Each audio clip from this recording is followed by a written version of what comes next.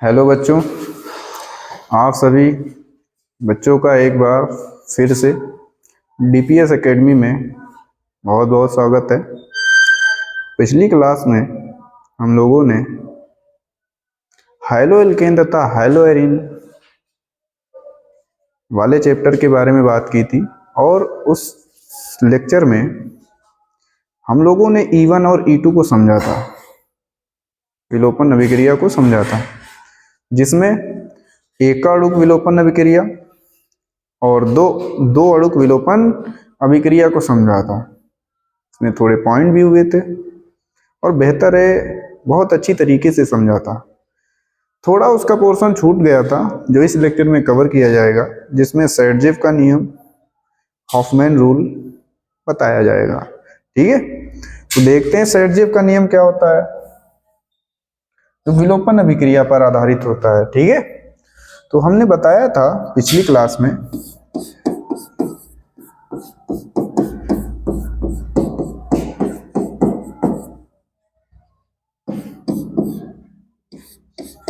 ये, ठीक है बच्चों, तो ये रिएक्शन होती है अल्कोहलिक मीडियम में,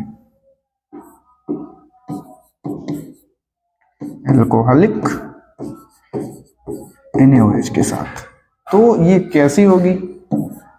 60 डिग्री टेम्परेचर के ऊपर। तो यही होगी कि अल्फा बीटा विलोपन होगा, अल्फा से H निकलेगा, बीटा से X माइनस निकलेगा और प्रबल क्षार है तो यहाँ पर कोई रीअरेंजमेंट नहीं होगा क्योंकि E2 होगा। ठीक है, तो बनेगा तो ये बच्चों, ठीक है, ये बनेगा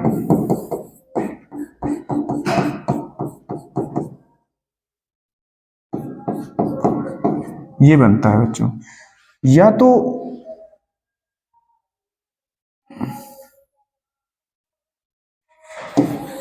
ये भी तो अल्फा कार्बन हो सकता है ना? नहीं हो सकता? हो सकता है। इधर बीटा से X निकल सकता है, अल्फा से H निकलता है। हम लोगों ने बात की थी अल्फा एंड बीटा एलिमिनेशन की, हमने बात ही नहीं की अल्फा एंड गामा विलोपन की। अगर इसकी बात करते तो साइक्लिक कंपाउंड बनता, ठीक है, प्रोपेन से साइक्लोप्रोपेन बनता, इसमें एल्कीन बनता है। ठीक है, तो हम लोगों ने ये बात की थी कि हम लोगों का मेन फोकस रहेगा अल्फा बीटा एलिमिनेशन पर। एलिमिनेशन क्या होता है? जिसमें कोई चीज बाहर निकलती है, एंडोथर्मिक रिएक्शंस होती हैं। ठीक है, और इसमें ये बनता है, दो प्रोडक्ट बनते हैं इसके,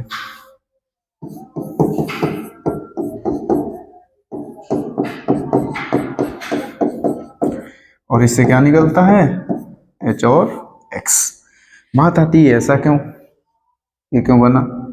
तो हमने बात की थी बीटा एंड अल्फा एलिमिनेशन होता है, ठीक है, बीटा से X निकलता है, अल्फा से हाइड्रोजन निकलता है। अब बीटा और अल्फा कौन सा होगा? तो किसी को बीटा एंड अल्फा मान सकते हैं। ठीक है, ये अल्फा मान ले, ये बीटा मान ले, ठीक है, या बीटा अल्फा इसे मान ले, बीटा इसे मान ले। ठीक है, अल्फा हाइड्रोजन से होती है। ठीक है, तो हमने क्या किया, यहाँ से बीटा माना और ये दोनों कार्बन कौन से हैं? अल्फा कार्बन है। ठीक है, हमने अल्फा बीटा विलोपन किया। ठीक है, तो यहाँ से एक बार X निकाला, एक बार यहाँ से निकाला, बीच में डबल बॉन्ड लगा दिया। हमने बताया था अनसैचुरेटेड कंपाउंड, सैचुरेटेड कंपाउंड से क्या बनते हैं? अनसैचुरेटेड कंपाउंड बनते हैं, असंतृप्त यौगिक बनते हैं संतृप्त से। ठीक है, हमने बात की थी। ठीक है, और ये रिएक्शन कैसी होती है? एंडोथर्मिक होती है, क्योंकि हाई टेम्परेचर पर बेस्ड होती है, 60 डिग्री टेम्परेचर होता है। अब बात आती है कि ये भी निकल सकता है इधर से, तो ये बन सकता है, ये निकल सकता है तो ये बन सकता है, यानी कि दो प्रोडक्ट हो सकते हैं। अब मेजर कौन होगा? मुख्य। तो इसमें मेजर ये होता है मुख्य। ठीक है, इसका नाम क्या है? 2-ब्यूटीन। ये कौन सा होता है? माइनर होता है, अल्प होता है। कैसा होता है? अल्प होता है। ठीक है, तो इसका नाम क्या है? 1-ब्यूटीन है। क्या नाम है?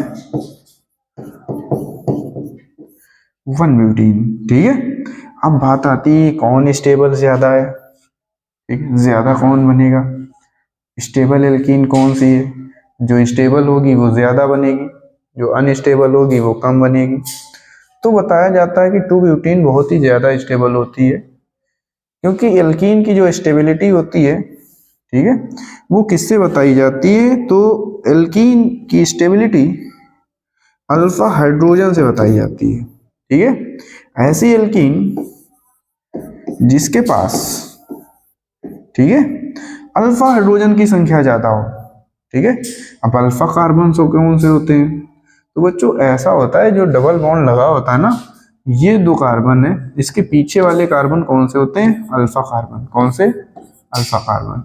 ये डबल बॉन्ड लगा है तो इधर कौन है? Alpha carbon. अल्फा कार्बन के सभी हाइड्रोजन कौन से कहलाते हैं? अल्फा हाइड्रोजन कहलाते हैं। तो इधर कितने हैं अल्फा हाइड्रोजन?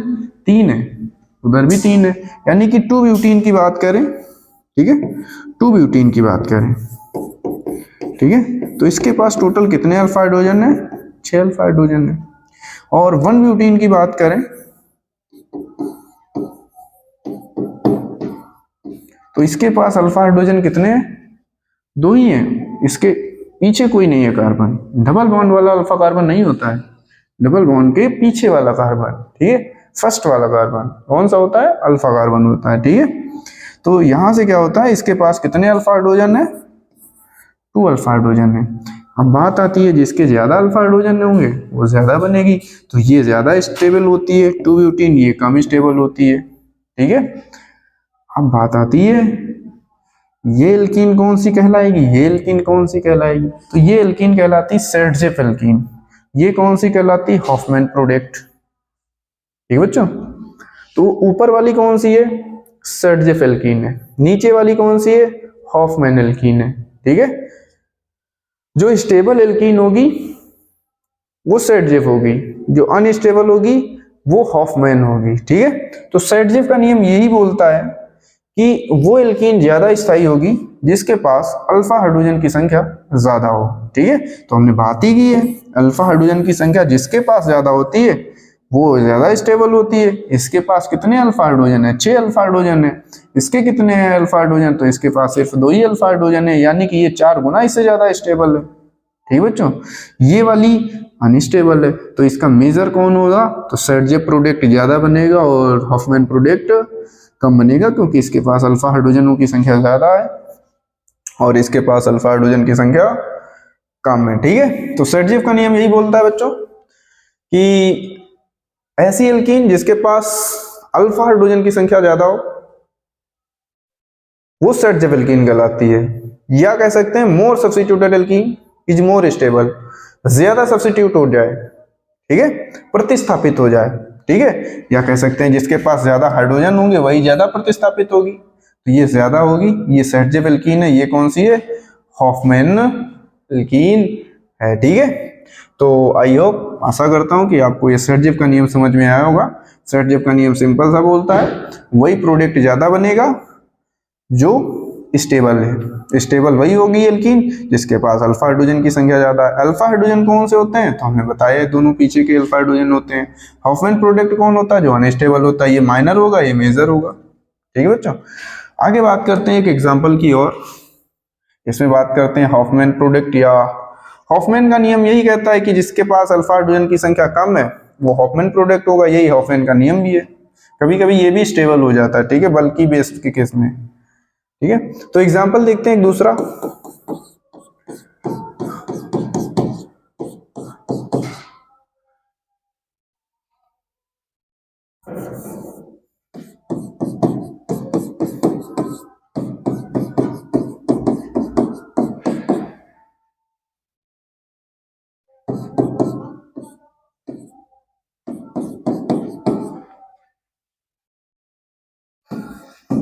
H2O रखते हैं,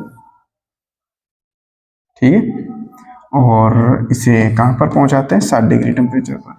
अब बात करते हैं इसके कौन से प्रोडक्ट होंगे। तो भाई ये है कौन सा? अल्फा। ये कौन सा है? बीटा। ठीक है, अल्फा बीटा एलिमिनेशन करना है, इसी को अल्फा बीटा मान लो, उससे फर्क नहीं पड़ता।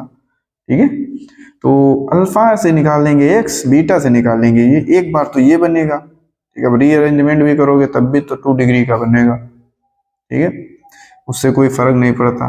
ठीक है, तो ये बनेगा इसका। देखें बच्चों,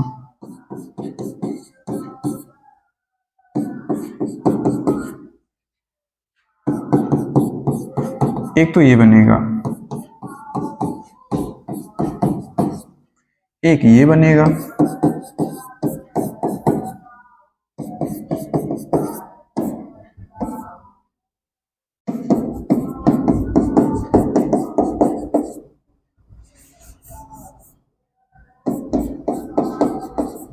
और क्या निकलेगा, H और X।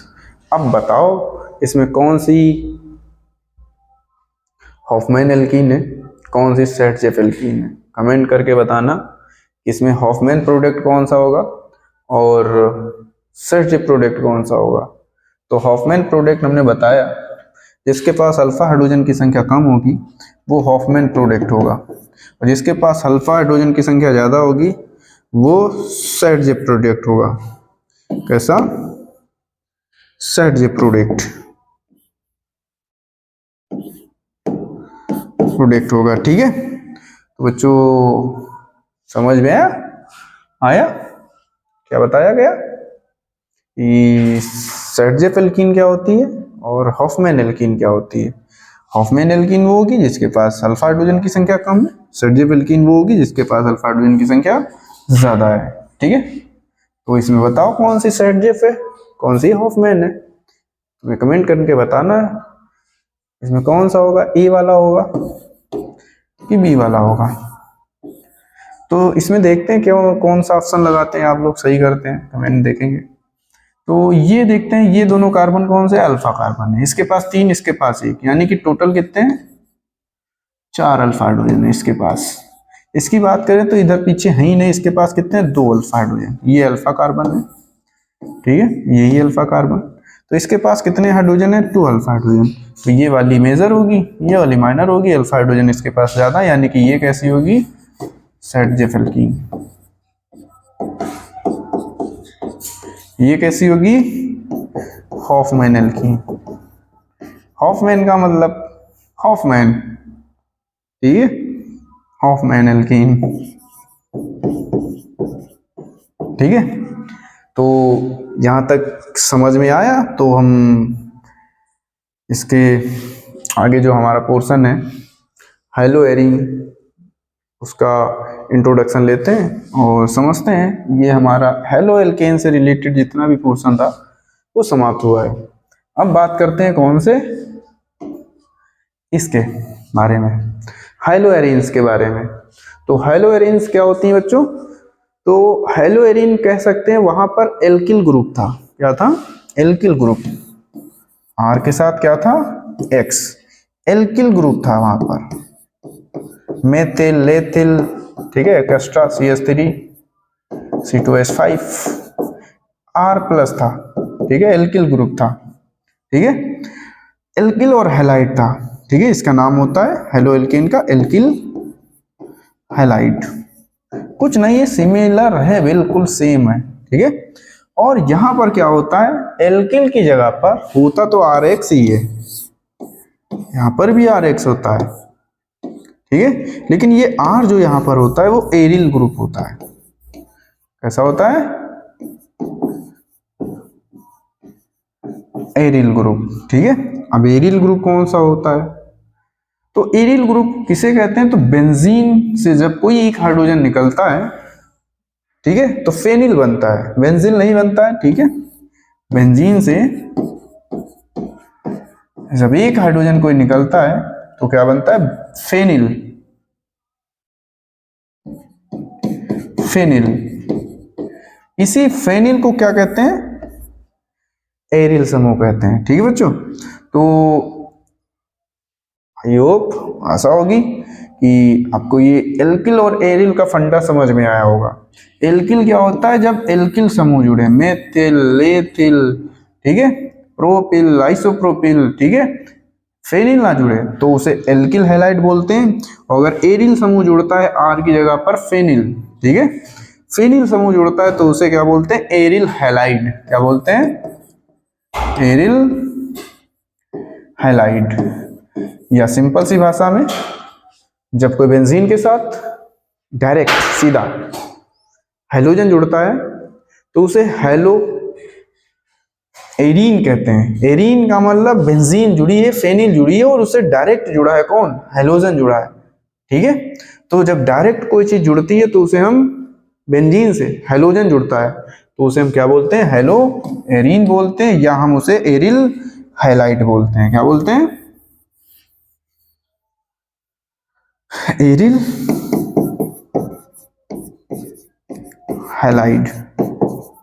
ठीक है बच्चों, तो समझ में आया कि एरिल हैलाइड क्या होता है और एल्किल हैलाइड क्या होता है। एल्किल हैलाइड हेलो एल्केन को कहते हैं और एरिल हैलाइड हेलो एरीन को कहते हैं। एरीन क्या होती है, बेंजीन के साथ हेलोजन जुड़ता है तो उसे क्या कहते हैं, एरीन कहते हैं, और एल्केन के साथ हेलोजन जुड़ता है तो उसे हेलो एल्केन कहते हैं, इसे हेलो एरीन कहते हैं।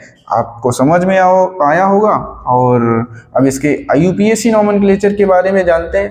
ठीक है, तो इसमें R जो होता है ना, बताया ना हमने बार बार कि फेनिल होता है, इसमें R एल्किल होता है। ठीक है, बेंजीन के साथ हेलोजन जुड़ता है डायरेक्ट तो वो हेलो एरीन कहलाते हैं, अगर एल्केन के साथ जुड़ता है हेलोजन तो वो हेलो एल्केन कहलाते हैं। ठीक है, IUPAC नॉमेनक्लेचर की बात करते हैं इसके।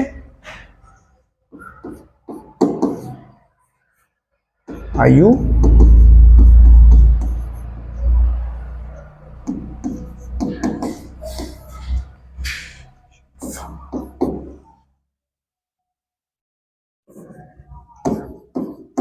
nomenclature of haloarene.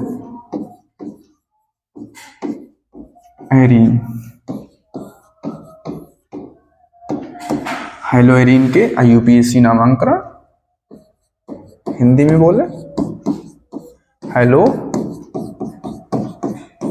के IUPAC नामांकन।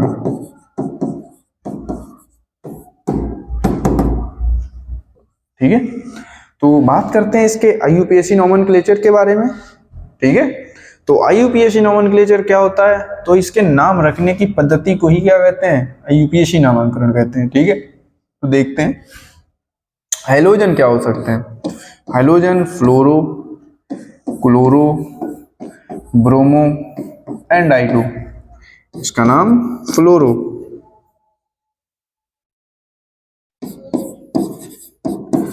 फ्लोरो, क्लोरो, ब्रोमो, आयोडो। ठीक है, होता है। तो ये होते हैं हमारे हेलोजन समूह के तत्व, तो इसे हम X से नोट करते हैं। बात आती है कि एरीन क्या होता है, तो एरीन की बात हमने की कि एरीन क्या होता है, बेंजीन से निकाला हुआ एक हाइड्रोजन C6H5, ये कह सकते हैं।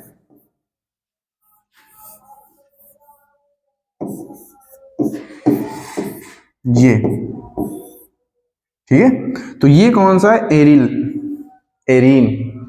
ठीक है, अब IUPAC नॉमेनक्लेचर की बात करते हैं तो देखते हैं इसके थोड़े बहुत एग्जाम्पल। फर्स्ट एग्जाम्पल,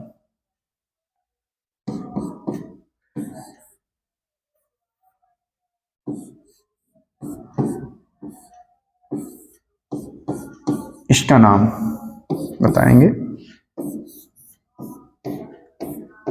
इसका नाम बताएंगे। ठीक है, दो का नाम ट्राई करते हैं। ठीक है, लिखने की कोशिश करते हैं। तो सबसे पहले किसका नाम लिखा जाता है, तो पूर्व लग्न का लिखा जाता है। बाद में किसका आता है, मेन वर्ड रूट लिखी जाती है। तो मूल श्रृंखला बाद में लिखा जाएगा, पूर्व लग्न पहले लिखा जाएगा। ठीक है, तो इसे देखें, ये कौन है, क्लोरो नाम है। ठीक है, तो इसका नाम क्या लिखा जाएगा, क्लोरो। और ये कौन है, बेंजीन है। कौन है, बेंजीन है, तो क्लोरोबेंजीन।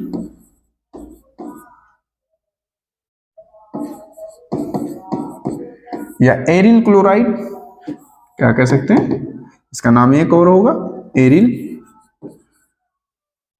ठीक है, तो इसका नाम क्लोरोबेंजीन होता है। ठीक है, IUPAC में IUPAC नाम क्या होता है इसका, क्लोरोबेंजीन। ठीक है, इसकी बात करते हैं IUPAC नॉमेनक्लेचर की, तो इसका नाम है हेलो ब्रोमो बेंजीन। ठीक है, तो इसका नाम क्लोरोबेंजीन, इसका नाम ब्रोमोबेंजीन, ऐसे चलता रहेगा। ठीक है, देखते हैं, ये मोनो हेलो एल्केन थे, मोनो हेलो एरीन थी। ठीक है, इस पे सिर्फ सिंगल हैलोजन का समूह जुड़ा था। अब देखते हैं डाई हैलोएरीन्स के बारे में। डाई हैलोएरीन, ठीक है, दो दो हैलोजन लगाए जाएंगे, ठीक है, ट्राई भी देखेंगे, पॉली भी देखेंगे। तो डाई कौन से होते हैं? Bromo and chloro. एक ये होता है,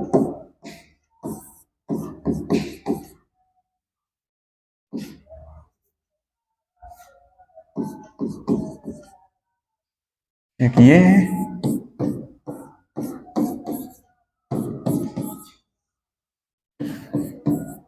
तीन के नाम देखते हैं, ठीक है।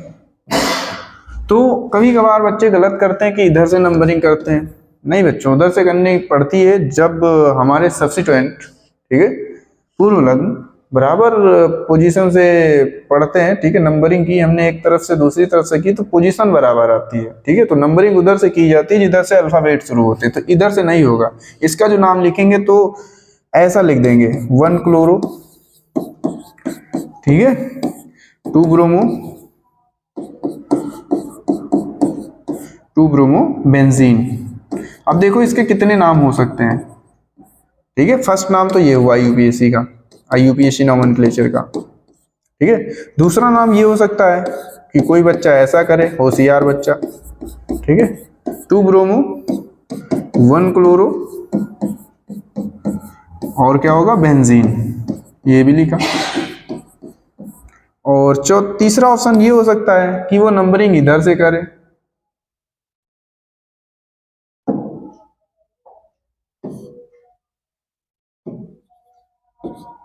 इधर से करे,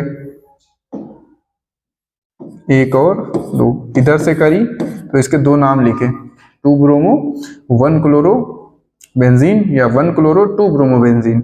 अब क्या होता है, कभी बच्चा उधर से गिनती करता है, कह रहा उधर से करने में क्या दिक्कत है, बात भी सही है उसकी, उधर से कर रहा है, क्या दिक्कत है, सब्स्टिट्यूएंट को नंबर कम देना है ना, रूल यही कहता है ना यूपीएससी का। तो सब्स्टिट्यूएंट को नंबर कम दिया उसने नाम लिखा 2 क्लोरो 1 ब्रोमो बेंजीन। फिर इसका एक और नाम पड़ा चौथा, जो बहुत ही होशियार बच्चा है, जिसने आईयूपीएससी के नियम को बहुत ही बारीकी से पढ़ा है, ठीक है। थोड़ी भी अगर इधर से उधर होती है तो आईयूपीएससी हमें लगते तो सरल हैं, दिखते तो एक ही जैसे हैं, लेकिन होते सब गलत हैं, एक ही सही होता है। बहुत होशियार बच्चा होगा जो क्या करेगा, वो कहेगा सर अभी आपने एक गलती की है।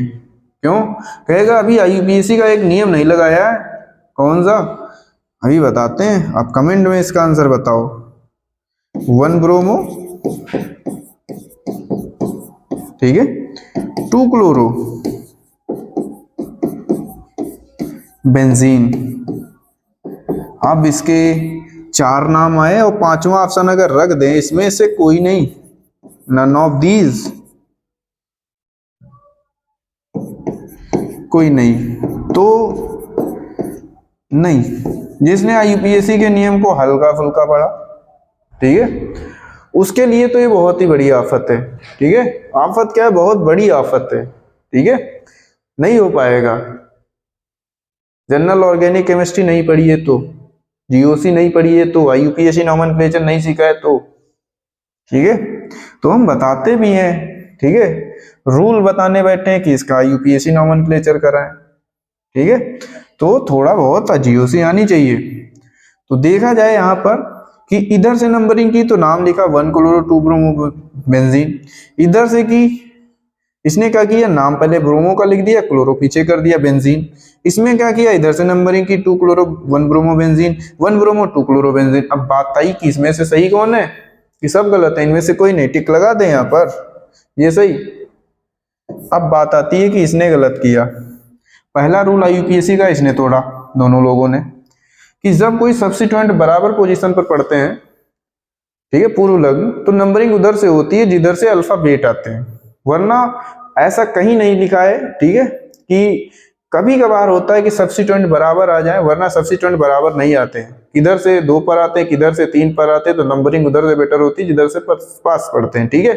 और अगर कहीं पर इधर से भी ब्रोमो 2 नंबर पे पड़ता है, उधर से भी दूसरे नंबर पर क्लोरो पड़ता है, तो नंबरिंग उधर से होगी जिधर से ब्रोमो पहले पड़ता है। जैसे इस केस में इधर से 1 नंबर पे, इधर भी 1 नंबर पे, इधर 2 नंबर पे, उधर भी 2 नंबर पे। अब तो दोनों बराबर हो गए।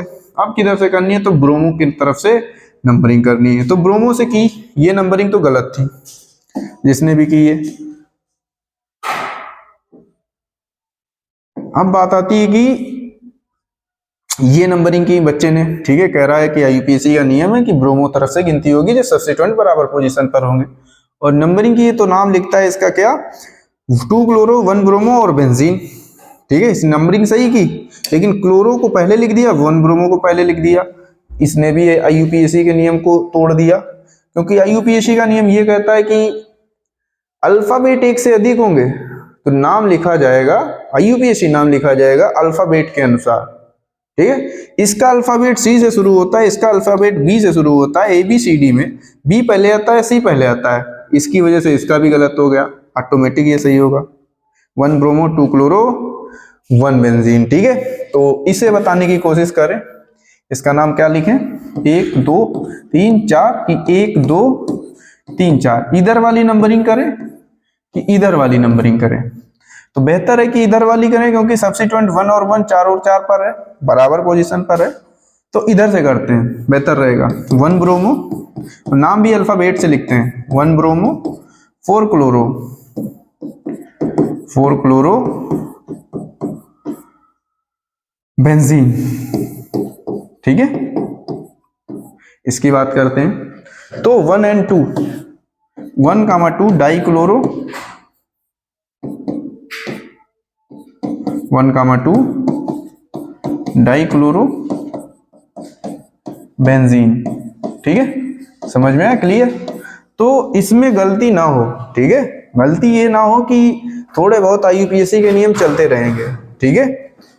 सब्स्टिट्यूएंट बराबर पोजीशन पर होगी तो नंबरिंग उधर से होगी, इधर से अल्फाबेट होंगी, वरना अल्फाबेट से कोई लेना देना नहीं होता, जिधर से जो पहले पड़ जाए, आयोडीन या ब्रोमीन या क्लोरीन, कोई भी सब्स्टिट्यूएंट पहले पड़े बराबर पोजीशन में उधर ही से होगी जिधर से अल्फाबेट शुरू होंगे, ठीक है। नेम भी वैसे लिखा जाएगा अल्फाबेट से, ठीक है। अब बात करते हैं अगले आईयूपीएसी नोमेनक्लेचर की, कुछ और कंपाउंड देखते हैं। चौथा एग्जांपल,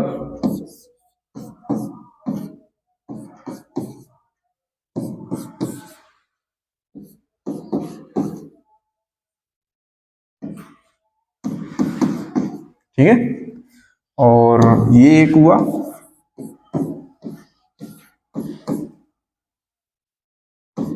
एक ये हुआ, तीसरा ये हुआ,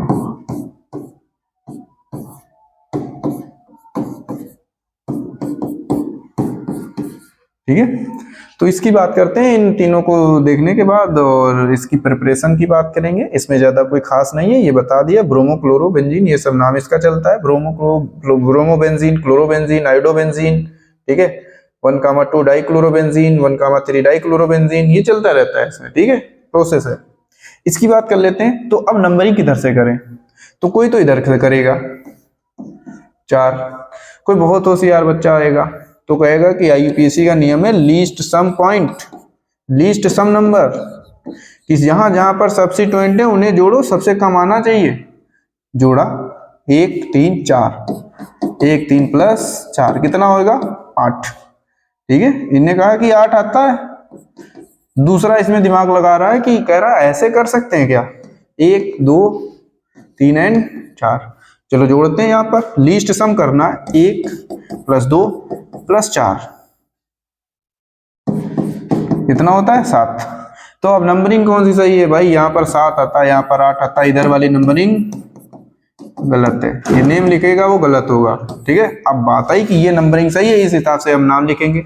अब दूसरा नियम चालू होगा कि नाम लिखा जाएगा अल्फाबेट से, नंबरिंग कैसे भी करे कोई लेना देना नहीं, सब्स्टिट्यूएंट को कम नंबर मिले, लीस्ट सम पॉइंट, ठीक है, नंबर कम मिले सभी को, नाम लिखा जाएगा अल्फाबेट से। अब कोई ऐसा लिख देगा 2, 4 डाई क्लोरो 1 ब्रोमो बेंजीन, तो उसका काट दिया जाएगा, क्योंकि क्लोरो बाद में आएगा, क्योंकि ब्रोमो बाद में पहले आएगा, क्योंकि इसका बी से स्टार्ट होता है अल्फाबेट, इसका सी से स्टार्ट होता है, अल्फाबेट से नाम लिखा जाएगा। तो इसकी बात करें तो 1 ब्रोमो, ठीक है, 2,4 डाइक्लोरो बेंजीन, ठीक है। इसकी बात करते हैं किधर से नंबरिंग करें, तो बेटर तो यही होगा 1 2 3 एंड 4। तो इसका नाम क्या होगा 1 ब्रोमो, ठीक है। अब बात आती है इसका नाम आई से पढ़ने वाला, इसका नाम सी से पढ़ने वाला। अल्फाबेट में सी पहले आता है कि आई पहले आता है, तो सी पहले आता है, इसे पहले लिखे ना, 4 क्लोरो 4 क्लोरो, फिर कौन सा है 2 आइडो, फिर क्या होगा बेंजीन,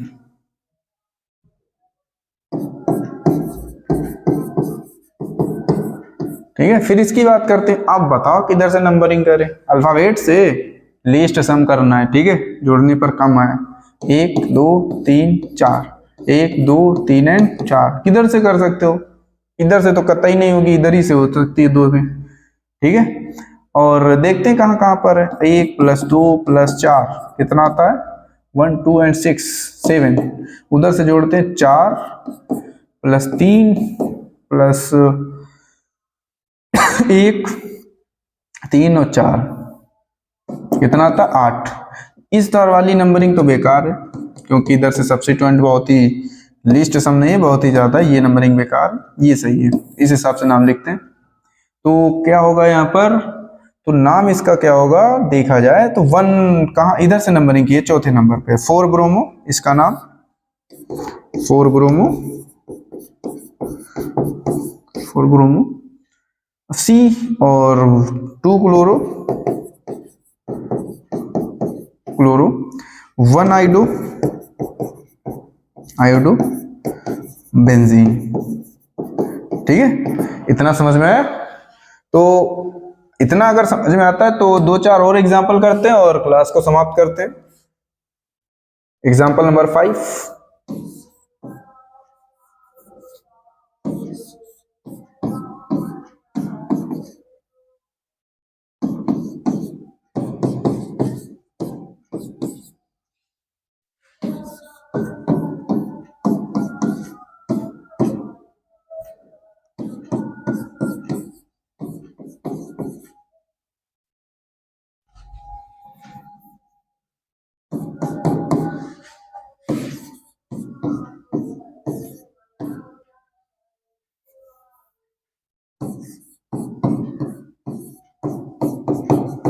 ये एक एक्स्ट्रा है थोड़ा, इसकी नाम नेमिंग बाद में सीखेंगे, वो हेलोएरिन नहीं है, ठीक है, बेंजाइलिक हैलाइड है, ठीक है, थोड़ा एक एक्स्ट्रा है, इसकी नेमिंग तो बहुत ईजी है। नंबरिंग किधर से करें, ऊपर से नहीं, इधर से करें, बेहतर है, इधर से लीस्ट सम पॉइंट करें, 1 2 + 4 कितना आएगा 7, उधर से करोगे तो 1 3 और 1 2 3 एंड 4, ठीक है, 1 3 + 4 कितना होएगा 8, ये बेकार है, इधर वाली तो करना ही नहीं, ठीक है, इधर वाली सही है। नाम कैसे पड़ेगा, तो 2,2 डाइब्रोमो, 2,4 डाइब्रोमो 1 क्लोरो बेंजीन। अब बात आती है इसकी, इधर से करें, इधर से अल्फाबेट से ना, इधर से करें, सही है, इधर से करेगा वो गलत है, जोड़ लें 1 + 2 1 + 3 + 4 कितना आएगा 8, उधर से करेंगे तो 1 + 2 + 4 कितना आएगा 7 आएगा, ये गलत, ये सही, +3 + 4। नाम कैसा लिखा जाएगा, इसका सी, इसका सी, इसका आई से, 1,4 डाइक्लोरो 1 आइडो 2 आइडो 1 नहीं 1 आइडो 2 आइडो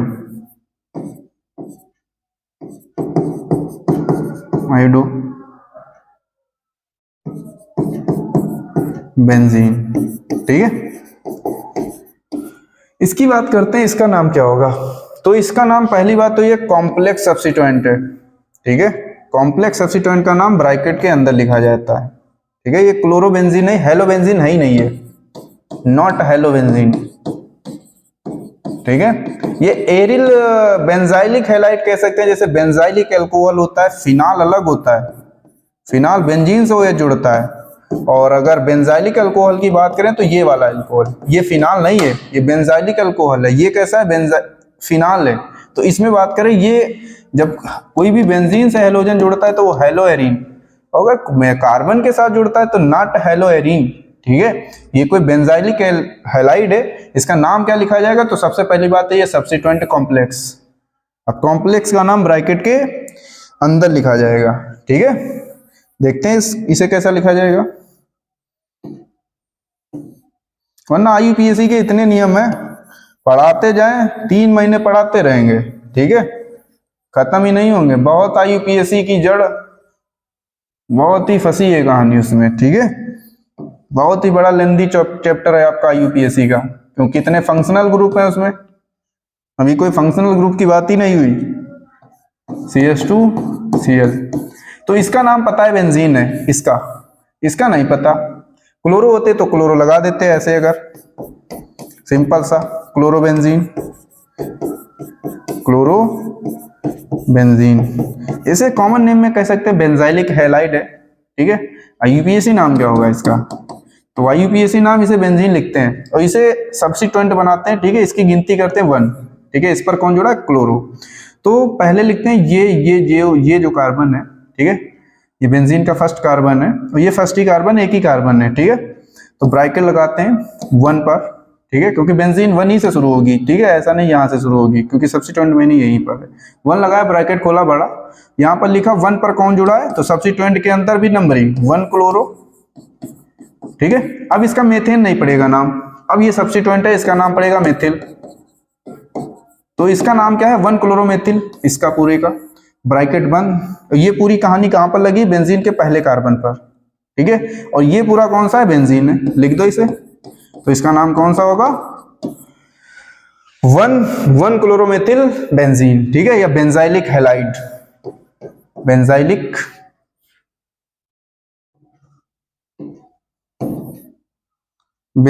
हैलाइड, बेंजाइलिक हैलाइड।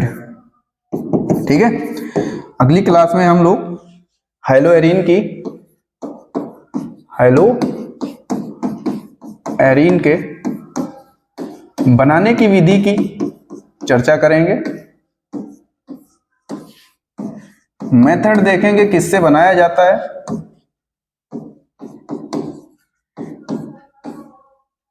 विधि की बात करेंगे। प्रिपरेशन